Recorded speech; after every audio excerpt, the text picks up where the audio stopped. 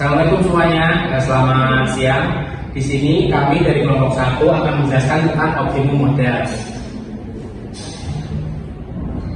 Apa sih optimum modal itu? Optimum modal merupakan sebuah masalah pemenuhan kebutuhan dana. Mana yang lebih menentukan antara pemenuhan dana dari jangka pendek dan dari jangka panjang, atau kombinasi beberapa bagian dana, yaitu yang dipenuhi dengan kredit jangka panjang. Yang kedua, masalah optimum modal biasanya timbul karena adanya tingkat bunga yang berbeda-beda untuk kredit jangka pendek dan kredit jangka panjang. Besarnya modal optimum harus ditetapkan dulu oleh jangka waktu kritis atau JWK. Cara menghitung optimum modal menggunakan metode JWK atau jangka waktu kritis. JWK merupakan jangka waktu yang dimana biaya kredit jangka pendek sama besarnya dengan kredit jangka panjang. Lalu apabila kredit yang dibutuhkan jangka waktunya lebih lama dari jangka waktu kritis, maka lebih menguntungkan menggunakan kredit jangka panjang dengan menggunakan kelebihan modal sementara yang tidak digunakan. Sebaliknya, apabila kebutuhan kredit itu jangka waktunya lebih pendek atau lebih sedikit daripada jangka waktu kritis atau JWK, maka lebih menguntungkan dengan kredit jangka pendek. Dan selanjutnya ada syarat JWK, yang dimana PK lebih besar daripada PL dan PL lebih besar daripada PC. Apabila penarikan modal lebih lama daripada waktu penggunaan modal, maka sewaktu menganggur, modal dana harus didepositokan di bank atau digunakan untuk usaha, sehingga perusahaan mendapatkan penghasilan. Lalu ada JWK.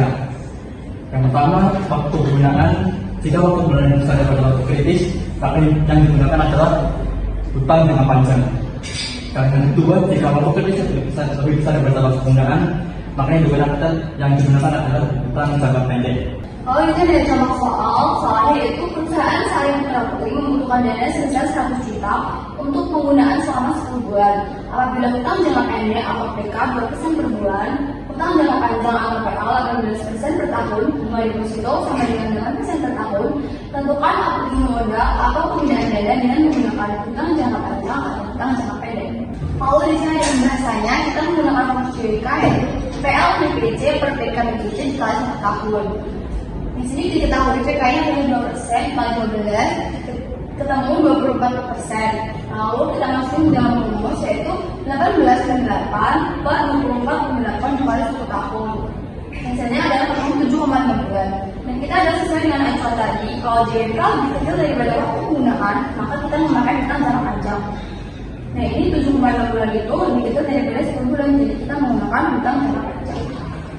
Baik, selanjutnya untuk pembuktiannya, yang pertama ada hutang jangka panjang, bunganya yaitu 18% dikali dana yang dibutuhkan sebesar 100 juta sama dengan 18 juta. Lalu selanjutnya ada penghasilan bunga deposito yaitu 2/12 dikali 8% dikali 100 juta. Hasilnya 1.333.333. Nah, lalu yang selanjutnya ada beban yang sesungguhnya yaitu bunga sebesar 18 juta dikurangi dengan penghasilan bunga deposito yaitu 1.300. Hasilnya 16.600. Lalu yang dia ada hutang jangka pendek yaitu bunga 10 bulan dikali 100 juta dikali 2%, hasilnya 20 juta. Lalu terbukti lebih baik hutang jangka panjang karena bebannya lebih kecil. Oke, kemudian selanjutnya adalah contoh kedua. PT Medina merencanakan kebutuhan modal kerja untuk tahun 2025 dengan data ketujuh data ini. Kemudian kebutuhan dana tersebut dapat dipenuhi dengan kredit jangka panjang dengan bunga 5% per tahun, kredit jangka pendek dengan bunga 10% per tahun. Apabila disimpan di dalam bank, bunganya 3% per tahun. Dari data tersebut di atas, bagaimana cara kita memenuhi kebutuhan modal kerja tersebut? Apabila menggunakan yang pertama ada sistem pembelanjaan parsial dan parsial, dan yang kedua sistem pembelanjaan total. Next, kita ke pembahasannya. Yang pertama kita harus mencari JWK-nya, yaitu 5% minus 3% dibagi 10% minus 3% dikali 365 hari dan hasilnya 104 hari. Kemudian di tabel ini, baris pertama merupakan jangka waktu per periode A sampai G, Kemudian yang pertama itu jangka waktunya dari 1 Januari sampai 28 Februari, selisihnya 59 hari. Yang kedua 1 Maret sampai 31 Mei, selisihnya 92 hari. Yang ketiga 1 Juni sampai 30 Juni, selisihnya 30 hari. Yang keempat 1 Juni sampai 31 Agustus, selisihnya 62 hari.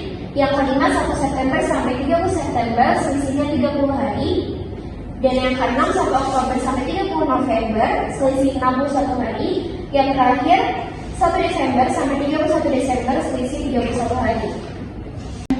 Jadi kita mulai ke pembahasannya. Yang pertama kita mencari JWK-nya, yaitu 5% dikurangi 3%, dibagi 10% dikurangi 3%, dikali 360 hari, 365 hari, sama dengan 104 hari. Kemudian kita membuat tabel seperti ini.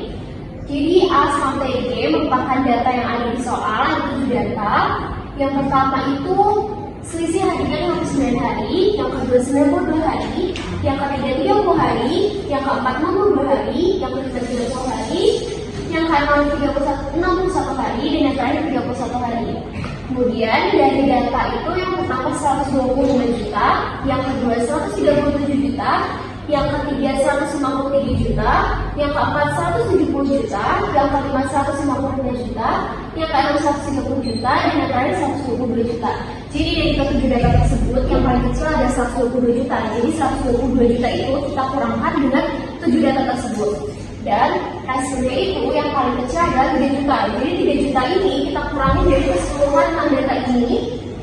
Dan yang jadi paling kecil adalah 5 juta. Dan 5 juta ini kita kurangkan lagi. Yang paling kecil ada 7 juta. Kemudian ini kita kurangkan. Hasilnya yang paling kecil adalah 15 juta. Dan 15 juta ini kita kurangkan lagi. Dan yang paling kecil hasilnya ini ada 2 juta. 2 juta ini kita pakai untuk mengurangkan lagi. Hasilnya 15 juta yang terakhir ini. Step selanjutnya yaitu penggolongan modal kerja. Dari tabel yang telah kita hitung tadi, maka data sebagai berikut. Data tersebut kita susun dalam satu tabel. Data tadi diperoleh golongan modal 1 besarnya kredit adalah sebesar 122 juta dengan jangka waktu 365 hari. Golongan modal 2 besar kredit adalah 3 juta rupiah dengan jangka waktu 334 hari. Golongan modal 3 besarnya kredit adalah 5 juta rupiah dengan jangka waktu 275 hari. Golongan modal 4 besar kreditnya adalah 7 juta rupiah dengan jangka waktu 214 hari.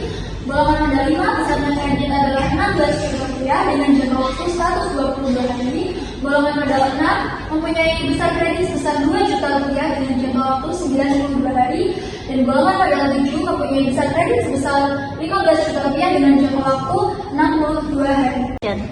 Lalu kita hitung data yang ada di tabel dengan cara sebagai berikut. Yang pertama 59 hari dibagi 365 hari dikalikan 10%, lalu dikalikan dengan 125 juta rupiah. Lalu kita dapat hasil di sini sebanyak 2.020.548 rupiah. Kita jumlahkan semua data yang ada dengan cara yang sama, lalu kita akumulasikan totalnya dan kita dapat di sini sebanyak 14.101.644 rupiah.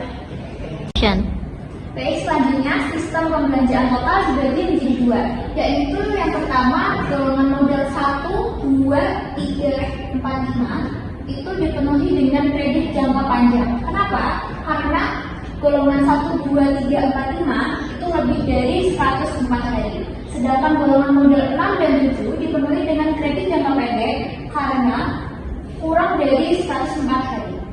Selanjutnya, total biaya bunga. Yang pertama, golongan modal pertama itu memiliki jangka waktu 365 hari dan dengan 1 tahun juga memiliki jangka waktu 365 hari. Jadi 365 hari dibagi 365 hari menjadi 1. Ini tidak perlu ditulis sebagai apa-apa. Langsung selanjutnya 122 juta kali 5% menghasilkan 6.100.000. Golongan modal 2 memiliki dana 3 juta kali 5% menghasilkan 150.000 dan bunga deposito ini 31 ada jangka waktu di mana 365 hari dikurangi dengan 334 hari menghasilkan 31 hari dibagi 365 dikali 3%. dikali 3 juta menghasilkan 7.644, lalu hasilnya 157.644.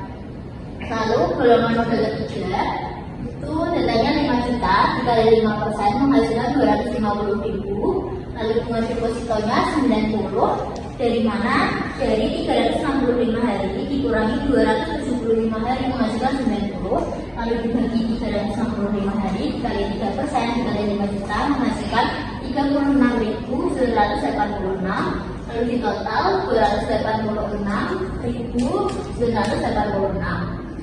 Lalu ke golongan model 4, datanya 7 juta dikali 5% menghasilkan 350.000, lalu bunga depositonya 151, itu hasilnya dari 365 hari dikurangi 214 menghasilkan 151 dibagi 365 dikali 3% dikali 7 juta menghasilkan 86.877, lalu 350 ditambah 8 ini menghasilkan ini. Lalu golongan kelima itu datanya 16 juta dikali 5%, hasilnya 800.000, bunga depositonya 243 dari 365 hari kurangi 122, lalu dibagi 365 dikali 3% dikali 16 juta menghasilkan 319.562, lalu hasilnya segini. Lalu golongan model 6, 92 dibagi 365 dikali 10% dikali 2 juta menghasilkan 50.411, lalu golongan model 7, 62 dibagi 36 5 dikali 10% dikali 15 juta menghasilkan segini. Lalu dari atas sampai bawah 17 totalnya segini. Sekian dari kelompok kami, semoga mudah dipahami. Terima kasih.